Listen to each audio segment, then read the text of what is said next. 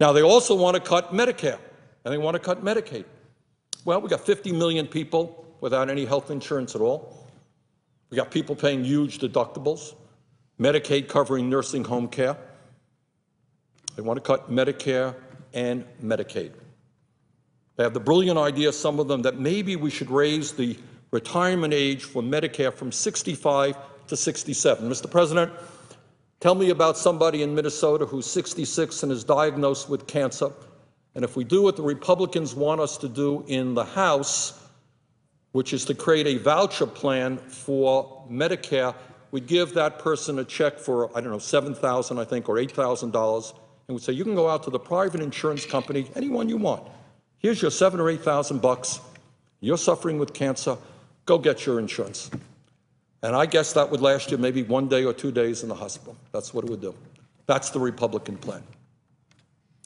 So, Mr. President, I agree that deficit reduction is a real issue. And I think we have got to deal with it. But we are not, if I have anything to say about it, going to deal with it on the backs of the elderly, the children, the sick, the poor, and the hungry. The way you deal with deficit reduction in a responsible way, in a fair way, is you say to the billionaires in this country who are doing phenomenally well, you make the point that Warren Buffett made, that there's something a little bit absurd that millionaires and billionaires today, in the midst of the deficit crisis, are paying the lowest tax rates that they have paid in decades. So yes, we're going to have to ask the wealthiest people in this country to start paying their fair share of taxes. I saw a piece in the paper the other day. It was quite incredible. The rich people apparently leaving America. They're giving up their citizenship. They're going abroad.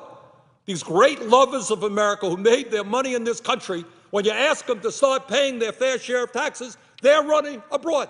We have 19-year-old kids in this country who died in Iraq and Afghanistan defending this country. They went abroad not to escape taxes. They're working-class kids who died in wars, and now the billionaires want to run abroad in order to avoid paying their fair share of taxes. What patriotism, what love of country.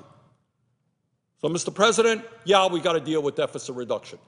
But you don't cut Social Security, you don't cut Medicare, you don't cut Medicaid, you don't cut education. You ask the wealthiest people, the millionaires and billionaires, to start paying their fair share of taxes. You end these outrageous corporate loopholes. Senator Conrad showed a picture of a building in the Cayman Islands where there are 18,000 corporations. They're there in the Cayman Islands using a postal address in order to avoid paying their taxes. We're losing about $100 billion a year. You got large corporations making billions, paying in some cases nothing in taxes. That's the way you go to deficit reduction, not on the backs of people who are already hurting. So, Mr. President, we are in a very difficult moment in American history. We're in the process of losing the great middle class. We're seeing more of our people being poor. We're seeing savage attacks being waged against the elderly in terms of cuts in Social Security and Medicare, attacks against those who get sick in terms of going after Medicaid and Medicare. And I think what the American people are saying is enough is enough. This country, this great country, belongs to all of us. It cannot continue to be controlled by a handful of billionaires who apparently want it all. You know, for the love of me, I cannot understand why people who have billions of dollars are compulsively driven for more and more and more. When is enough enough? How many children in this country have got to go hungry?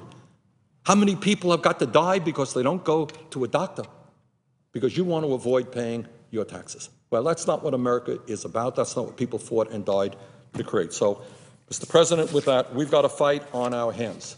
The job of the United States Senate is to represent the middle class, working families of this country, all of the people, and not just the super rich. And I hope we can begin to do that. Thank you very much. With that, I yield the floor and note the absence of a quorum.